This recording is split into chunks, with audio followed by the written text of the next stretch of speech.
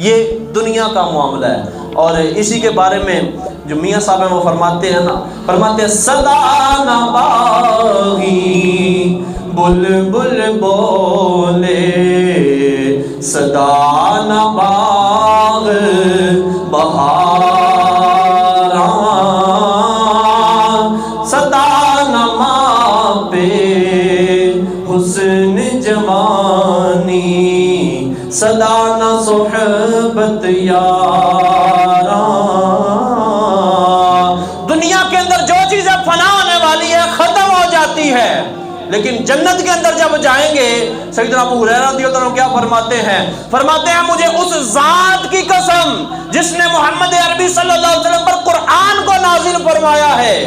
کیا فرماتے ہیں؟ فرمایا دنیا میں جس طرح لمحہ با لمحہ بڑھاپا آتا چلا جاتا ہے، ایسے ابھی سورہ بقرہ اس کی آیت نمبر 25 اس کا ایک حصہ ہم نے سننے کی یہاں پر سعادت حاصل کی ہے۔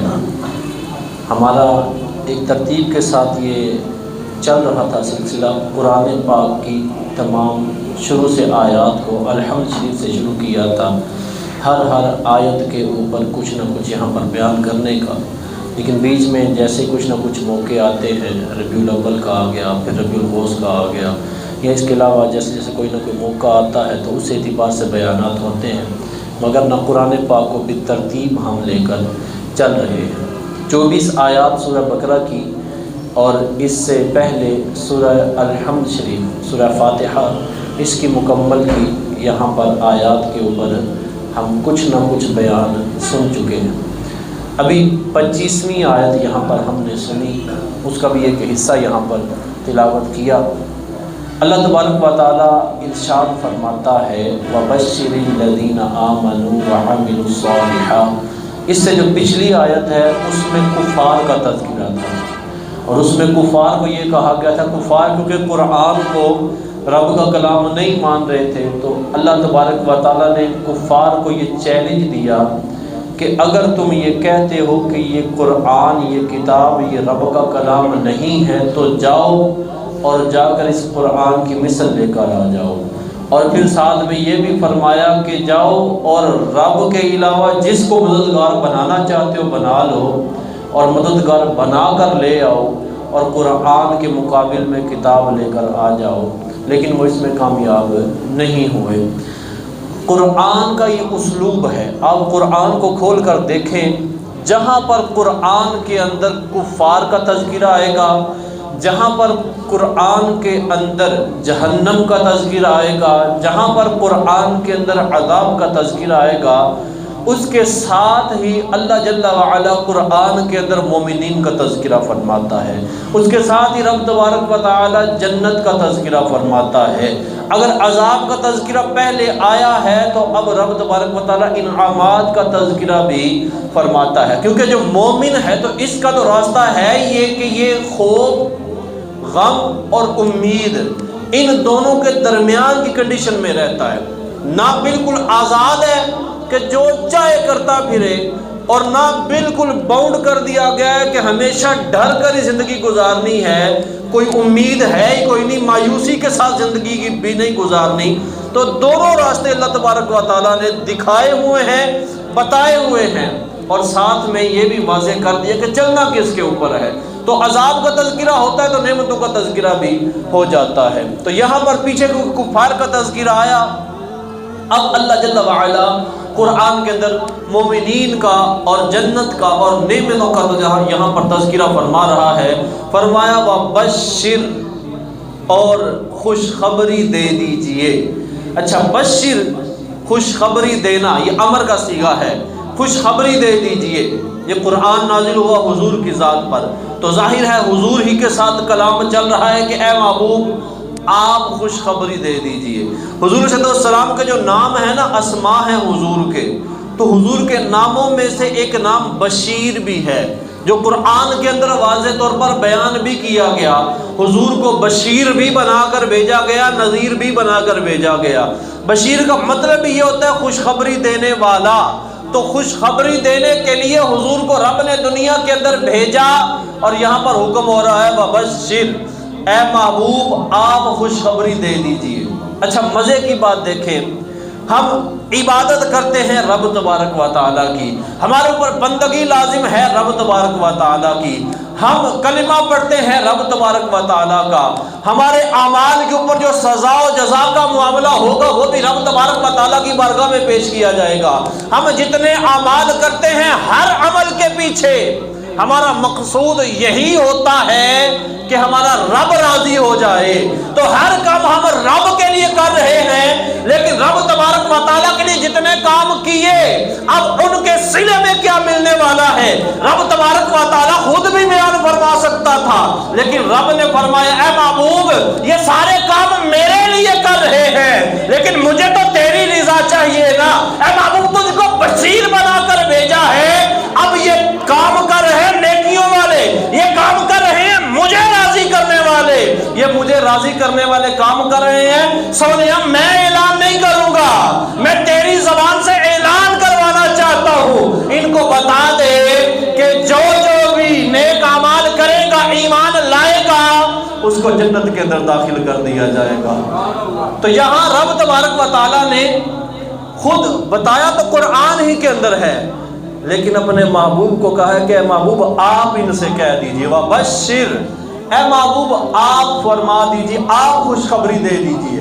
किनको देनी है? फरमाया अल्लज़ीना आमनू, उनको दे दीजिए जो कि ईमान लाए, और दूसरी चीज़ इरशाद फरमाई वअमिलुस्सालिहात, नेक अमाल भी किए। ये दो चीज़ें कुरान में जहाँ पर भी आप देखेंगे ना रब ईमान का तज़किरा फरमाता है। ईमान के तज़किरे के साथ तकरीबन हर जगह पर आपको ये दूसरी चीज़ लाजमी मिलेगी वअमिलुस्सालिहात, जिन्होंने ईमान लाया, और दूसरी चीज़ फरमाया और नेक अमाल किए। तो ये चीज़ वाज़े करती है हमें कि ईमान लाना तो ज़रूरी है ही है, ईमान के बगैर चारा तो नहीं है, लेकिन दूसरी चीज़ भी ज़रूरी है। वो कौन सी है? नेक अमाल। अच्छा, इसको आगे लेकर चलने से पहले मैं एक और मजीद चीज़ यहाँ पर नुक्ता अर्ज़ करता चलूँ। रब ने फरमाया अल्लज़ीना आमनू व अमिलुस्सालिहात, वो लोग जो ईमान लाए और नेक अमाल किए। ईमान का तज़किरा पहले किया कि पहले ईमान लाना है, फिर नेक अमाल भी ये फ़ायदा देंगे। अगर बंदा नेक अमाल करता रहे, जिन्हें हम नेक अमाल कहते हैं, हम कहते हैं सदका दिया जाता है जी रब की बारगाह में, बंदा कहते हैं मैं चैरिटी कर रहा हूँ, है तो वही चीज़ जो हम कर रहे हैं, लेकिन ईमान वाला नहीं है। तो वो काम जो हम कहते हैं कि ये नेकी वाला है, अगर ईमान लेकर नहीं आया तो वो चैरिटी कर रहा है, वो सदका नहीं है, उसके ऊपर उसको सवाब नहीं मिलेगा। हम कहते हैं कि रोज़ा रखना है रब तबारक व तआला को राजी करने के लिए, रब के हुक्म को मानने के लिए, रब राजी होगा जन्नत अता फरमाएगा। हम रोजा रख रहे हैं रब को राजी करने के लिए। काफिर भी तो हैं, वो भी तो, उनकी खवातीन भी और शायद मर्द भी, वो भी ऐसा करते हो कि वो सारा दिन तो वो भी भूखा प्यासा रहते हैं, उसे वो गालिबन उपवास कहते हैं, ऐसा कोई लफ्ज़ है उसके लिए, तो वो भी तो ये करते हैं, लेकिन उसके ऊपर सवाब नहीं है। सारा दिन भूखे तो वो भी रहे, एक काफिर है वो भी दिन भर में कुछ नहीं खाता, कुछ नहीं पीता, एक मोमिन है वो भी ना खाता है ना पीता है, रब मुसलमान को सवाब अता फरमा रहा है, काफिर को कोई चीज नहीं मिल रही। वजह क्या है? क्योंकि ये ईमान ला चुका है, ये ईमान वाला है, इसने रब की ताअत की है, इसने रब की बंदगी की है, इसने अपने सर को रब की बारगाह में झुका दिया है, ये मान गया है कि एक ज़ात ऐसी है कि जिसकी फकत उसी की इबादत करनी है, इसके अलावा और कोई ऐसी ज़ात नहीं है जिसकी इबादत करनी है। एक को माना, उसी की इबादत में लग गया, काम करेगा सवाब मिलेगा। उन्होंने लाखों बना के रखे हुए हैं, सैकड़ों हजारों बना के रखे हुए हैं, कभी किसी की चौखट पे चले जाते हैं, कभी किसी की चौखट पे चले जाते हैं, कभी इधर माथा टेका, कभी उधर हाथ जोड़े, जगह जगह पे जाते हैं, सवाब नहीं मिलेगा। क्यों? रब को नहीं ना माना, और जिन्ने मर्जी चंगे अमल करते फिरो, एक कभी कबूल नहीं। क्यों?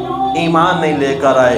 तो ईमान पहले है, फिर नेक अमाल है। अच्छा, फरमाया अल्लज़ीना आमनू व अमिलुस्सालिहात, ऐ महबूब उनको खुशखबरी दीजिए जो ईमान लाए और नेक अमाल किए। नेक अमाल ये ज़रूरी हैं अगर जन्नत में दाखिला चाहते हैं। असल तो है रब की रिज़ा। देखें, بندہ نیک اعمال کرتا ہے نا، تو اس میں اگر طلب ہم یہ رکھیں نا، اگرچہ یہ چیز پیچھے موجود ہوتی ہے کہ ہم جنت رب عطا فرمائے گا، لیکن اصل رب کی رضا ہونی چاہیے۔ علماء بیان فرماتے ہیں نا کہ اگر کوئی بندہ نیک اعمال کرتا ہے، لیکن نیک اعمال کرنے میں یہ ہے صوفیاء کی قبیل سے یہ چیز، لیکن یہاں پر آپ کے سامنے عرض کر رہا ہوں، بندہ نیک عمل کرتا ہے اور نیک عمل کرنے میں اس کی نیت یہ ہے کہ نیکی کرانگا تو جنت لبے گی، تو علماء یا صوفیاء ہیں وہ فرماتے ہیں یہ تو عبادت التجار ہے، یہ تو تاجروں والی عبادت ہے، یہ تو کاروباری لوگوں کا کام ہے۔ وہ کیا کرتے ہیں؟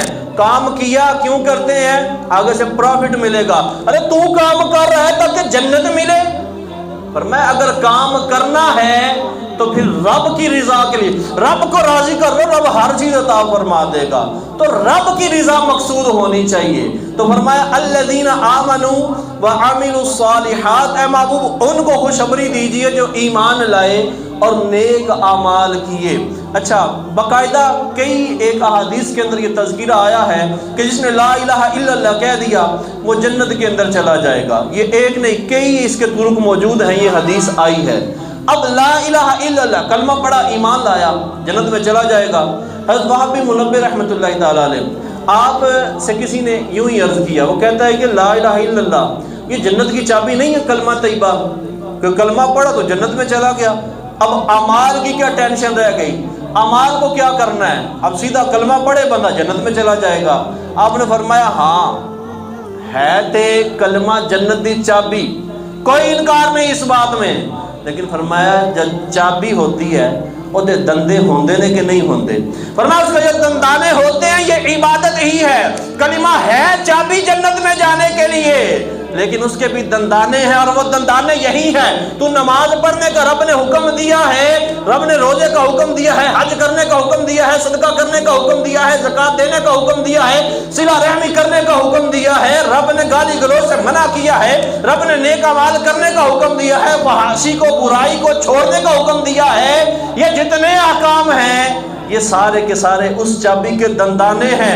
اگر کلمہ پڑھ لے گا لیکن دندے پورے نہیں ہو لگے تو چابی پھر کام نہیں کرتی، تو لہٰذا کلمے کے ساتھ اس کے لوازمات بھی ضروری ہیں۔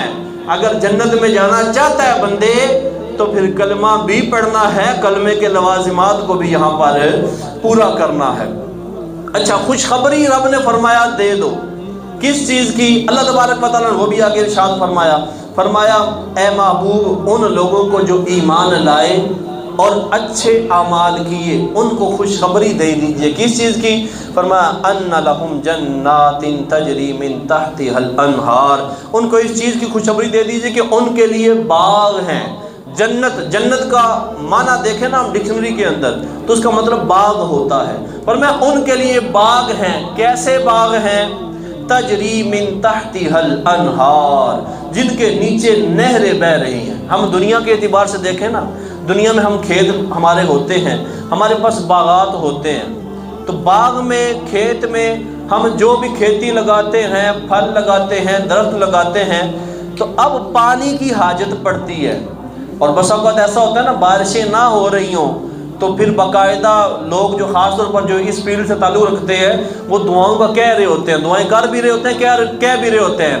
بندہ نماز پڑھتا ہے نا تو گاؤں دیہات میں جب نماز پڑھی جائے نا اور بارشیں نہ ہو رہی ہوں تو پچھلی صف میں سے ایک آواز آتی ہے کہ قاری جی دعا کرے ہو بارش واسطے بھی۔ وہ کیوں؟ کیونکہ بارش نہیں ہو رہی، زمین کو پانی نہیں مل رہا، کھیتی نہیں ہو رہی، تو زمین میں ہم نے بیج تو ڈال دیا، کھیتی لینی ہے تو پانی کی حاجت ہوتی ہے، اور پانی نہ ملے تو آزمائش کے اندر بندہ آ جاتا ہے، اور جہاں پر پانی وافر مقدار میں ہو، یہ زمین ہے ساتھ ہی نہر جاری ہے، جب دل کرے پانی لگا لو، اس کھیتی کو ٹینشن نہیں ہوتی۔ تو رب تبارک و تعالیٰ نے ارشاد فرمایا کہ اگر تم ایمان لے کر آتے ہو، نیک اعمال کرتے ہو، اے محبوب ان کو خوشخبری دیجئے کہ ان کے لیے ایسے باغ ہیں جن کے نیچے نہریں بہہ رہی ہیں، خشکی کی ٹینشن ہی کوئی نہیں، ہرے بھرے باغات ہیں رب جو ان کو عطا فرمائے گا۔ اور کیسے ہیں؟ فرمایا کلما رزقوا منها من ثمرۃ رزقا، جب بھی ان کو اس باغ میں سے کوئی رزق دیا جائے گا، قالوا، وہ جنتی اس وقت کہیں گے کیا؟ ھذا الذی رزقنا من قبل، اے تو وہی پھل نے جڑے سانو دنیا وچ پہلے بھی لب گئے، یہ تو وہی چیزیں ہیں، یہ تو وہی پھل ہیں جو ہمیں پہلے بھی دیے گئے۔ رب کیا فرمایا؟ اچھا دیکھیں دنیا کے اندر ہم کھاتے ہیں نا، ہم سیب کھاتے ہیں، انار کھاتے ہیں، ہم احادیث کو کھولیں نا، احادیث میں تذکرہ آتا ہے ان چیزوں کا کہ جنت کے اندر جو انار ہوگا وہ ایسا ہوگا، جو نفلی روزہ رکھتا ہے اس کے لیے باقاعدہ بیان کیا گیا ہے، اس کو پھل دیا جائے گا، انار کی طرح ہوگا، سائز میں سیب سے بڑا چھوٹا، یوں کر کے اس کی بڑی وضاحتیں کی گئی ہیں۔ اس کے علاوہ بڑی اور چیزیں آئی ہیں، لیکن ان کی اصل حقیقت کیا ہے یہ اللہ بہتر جانتا ہے۔ ہمیں جو بتایا گیا ہے وہ تو اس وجہ سے تاکہ ہمیں پتہ چل جائے کہ وہاں پر اس جیسی چیزیں موجود ہیں، اور ان چیزوں کو اس لیے بیان کیا گیا کہ یہ وہ چیزیں جن سے ہم مانوس ہیں، جن کی ہمیں جلدی سمجھ آ جاتی ہے۔ ہم نے کوئی جانور نہ دیکھا ہو، میں یہاں پر سمجھانے کے لیے بیٹھ جاؤں تو جانور نہیں سمجھانے میں آئے گا، سمجھ ہی نہیں آئے گی، اور اگر کوئی جانور دیکھا ہو صرف نام لینا تو سمجھ میں آ جائے گا۔ تو یوں ہی جنت کی جو نعمتیں ہیں وہ کیسی ہیں، وہ تو نہ کسی آنکھ نے دیکھی ہیں نہ کسی کان نے سنی ہیں، یہ تو اللہ بہتر جانتا ہے، حضور بہتر جانتے ہیں وہ نعمتیں کیسی ہیں، لیکن ہمیں بتایا جاتا ہے اس انداز میں کہ ہمیں سمجھ آ جائے کہ وہاں پر کس کس طرح کی نعمتیں ہوں گی۔ وہ متشابہات کو یہاں پر بیان کیا جاتا ہے، تو جب جنتیوں کو جنت کے اندر نعمتیں دی جائیں گی نا تو وہ اس وقت کہیں گے کہ یہ تو وہی پھل ہیں، یہ تو وہی چیزیں ہیں جو دنیا کے اندر اس سے پہلے ہمیں دی جا چکی ہیں۔ رب فرماتا ہے قرآن کے اندر اس کا ارشاد فرمایا وَأُتُوا بِهِ مُتَشَابِهًا، ان کو اس سے ملتے جلتے پھل دیے گئے تھے، ان کو اس سے ملتی جلتی نعمتیں دی گئی تھیں۔ وَلَهُمْ فِيهَا أَزْوَاجٌ مُطَهَّرَةٌ وَهُمْ فِيهَا خَالِدُونَ، ان کو جنت کے اندر پاکیزہ بیویاں بھی ملیں گی، اور فرمایا وَهُمْ فِيهَا خَالِدُونَ، جو بندہ جنت میں چلا جائے گا اب وہ پکا جنت کے اندر رہے گا، اب دوبارہ اس کو جنت سے نہیں نکالا جائے گا۔ جنت رب نے بنائی ہے مسلمانوں کے لیے، جنت رب نے بنائی ہے اپنے بندوں کے لیے، جنت کے اندر مختلف نعمتیں رکھیں، اور بسا اوقات علماء نعمتیں اس کی بیان بھی کرتے ہیں، کتابوں کے اندر موجود بھی ہیں، حضور نے بھی بیان فرمائی۔ کیوں؟ بندہ کسی کام کی طرف جاتا ہے نا تو دو طریقے ہوتے ہیں، ایک ہے کہ کسی کام سے ڈرایا جائے تو کہ یہ نہیں کرو گے تو پھر یہ ملے گا، بھائی سزا ملے گی، ایسا ہوگا، بندہ اس کام کی طرف رغبت کرتا ہے۔ دوسرا ہوتا ہے کہ اس کو اس کے فوائد بیان کیے جائیں۔ یہ دونوں چیزیں قرآن و حدیث کے اندر موجود ہیں۔ اگر جیسے ہے نا قرآن کے اندر ابھی بھی جو آیت میں نے شروع میں بیان کیا تھا کہ ایمان جو نہیں لاتے وہ جہنم کے اندر ہیں، اور جو ایمان لے کر آئیں گے نیک اعمال کریں گے جنت کے اندر ہیں۔ اب جہنم کیسا ہے، جنت کیسی ہے، اس کے متعلق بھی قرآن و حدیث کے اندر بڑا واضح طور پر بیان کیا گیا ہے، اور جنت کی نعمتوں کو حدیث کے اندر کئی ایک مقامات کے اوپر بیان کیا گیا ہے۔ جنت کیسی ہے، حضور صلی اللہ علیہ وسلم نے ایک مرتبہ ارشاد فرمایا جنت کے اندر ایک درخت ہے، ایک سوار ہوتا ہے نا جیسے گھوڑا سوار ہوتا ہے، فرمایا ایک سوار 700 سال تک اس کے نیچے اس کے سائے کے اندر سواری کرتا رہے وہ درخت پھر بھی ختم نہیں ہوگا۔ یہ جنت رب تبارک و تعالیٰ نے کس کے لیے بنائی ہے؟ اپنے ماننے والوں کے لیے، جو رب کو مان لیں، اس کی عبادت میں لگ جائیں، تو رب نے ایسی جنت، یہ دنیا جو ہے نا، یہ دنیا تو بالکل چھوٹی سی ہے نا۔ ایک حدیث کے اندر ہے کہ جنت کے اندر اتنی جگہ کہ جتنی میں چابک ہوتا ہے نا، کوڑا ہنٹر، وہ چابک جسے آپ چھانٹا کہہ لیں، تو چابک کی جگہ چابک رکھے تو کتنی جگہ آئے گی؟ اتنی سی جگہ آئے گی، وہ بھی موٹائی میں اتنی آئے گی۔ تو فرمایا کہ جنت کی اتنی جگہ کہ جتنی میں چابک رکھا جاتا ہے وہ دنیا و ما فیہا، کہ دنیا اور جو کچھ اس دنیا کے اندر ہے اس سب سے افضل وہ جنت کی اتنی جگہ ہے۔ اور رب تبارک و تعالیٰ نے جنت کتنی وسیع بنائی ہے کہ ابھی میں نے اوپر حدیث تذکرہ کی کہ 700 سال تک ایک سوار، پیدل نہیں، سوار وہ سواری کرتا رہے، ایک درخت ختم نہ ہو۔ بقیہ جنت کے تو کہنے کیا ہے، رب تبارک و تعالیٰ نے جنت کے 8 درجے رکھے ہیں، اور 8 درجوں میں سب سے جو اعلیٰ ہے وہ جنت الفردوس ہے، جس میں حضور صلی اللہ علیہ وسلم تشریف فرماؤں گے۔ یہ 8 درجے کس کے لیے بنائے ہیں رب تبارک و تعالیٰ نے؟ رب نے یہ سارے درجے جو بنائے ہیں یہ مومنین کے لیے بنائے ہیں کہ مومن بندہ دنیا کے اندر میری اطاعت و بندگی کرے، دنیا کی خواہشات سے پیچھے ہٹا رہے گا، اپنے نفس کو بچاتا رہے گا، گناہوں سے بچتا رہے گا، زنا کا دل کر رہا ہے رک جائے گا، بد نگاہی کا دل کر رہا ہے رک جائے گا، گناہ کرنے کا دل کر رہا ہے رک جائے گا، کرپشن کرنے کا دل کر رہا ہے رک جائے گا، جہاں پر کھوٹ کرنے کا دل کر رہا ہے رک جائے گا، نفس جس چیز کے اوپر ابھار رہا ہے رک جائے گا، دنیا میں حرام کمانے سے से रुक जाएगा, हराम तरीके अपनाने से रुक जाएगा, शराब पीने का दिल कर रहा है, शराब पीने से रुक जाएगा, नशा करने का दिल कर रहा है, नशा करने से रुक जाएगा, सूद खाने का दिल कर रहा है, सूद पर माल देने का दिल कर रहा है, इन चीजों से रुक जाएगा, अपनी ख्वाहिशात से रुक जाएगा। दुनिया के अंदर बंदा ख्वाहिशात से रुकेगा तो जन्नत के अंदर मैं ऐसी ऐसी नेमतें दूंगा जिसको ना कभी सुना होगा ना देखा होगा।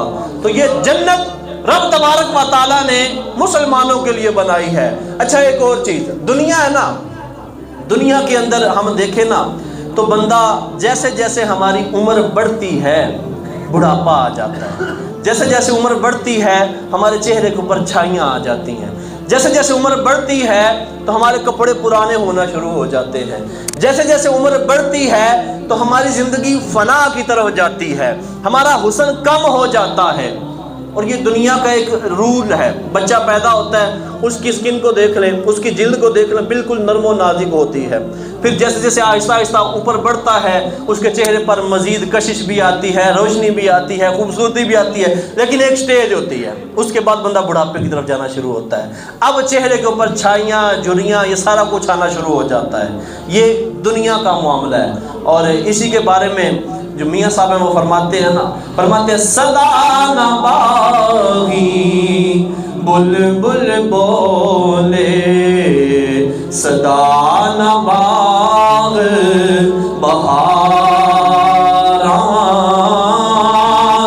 सदा न मापे हुस्न जवानी, सदा न सोहबत यारा।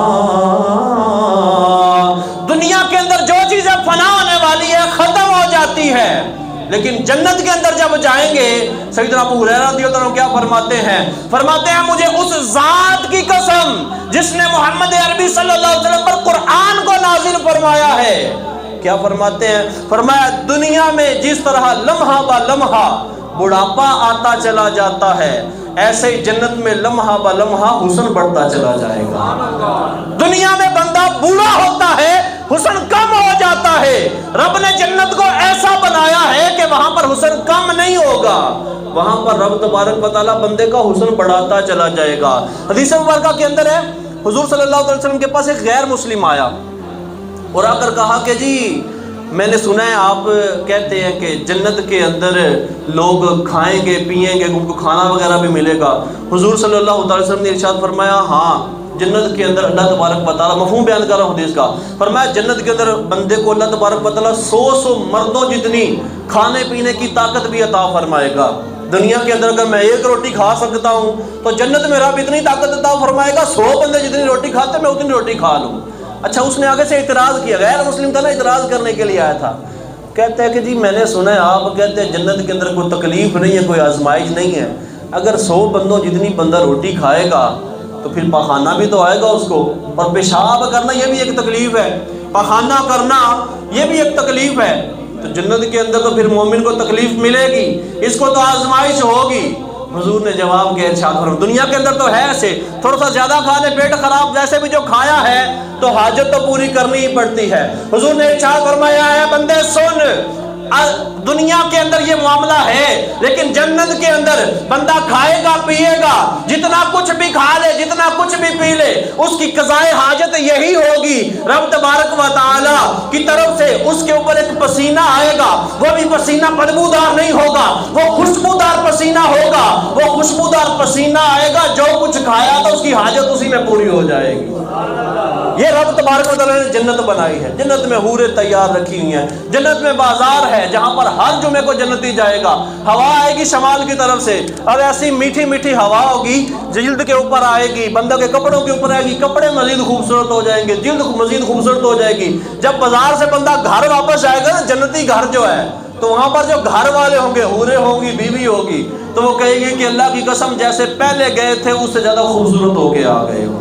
ये जन्नत है जो रब ने बनाई है। मिलनी किसे है? अल्लज़ीना आमनू व अमिलुस सालिहात, ईमान लेकर जो आए और नेक अमाल की, तो नेक अमाल की तरफ जाना चाहिए। अल्लाह तबारक व तआला हमें नेक अमल करने की तौफीक अता फरमाए। आमीन बिजाहिन नबील अमीन व सल्लल्लाहु तआला अलैहि।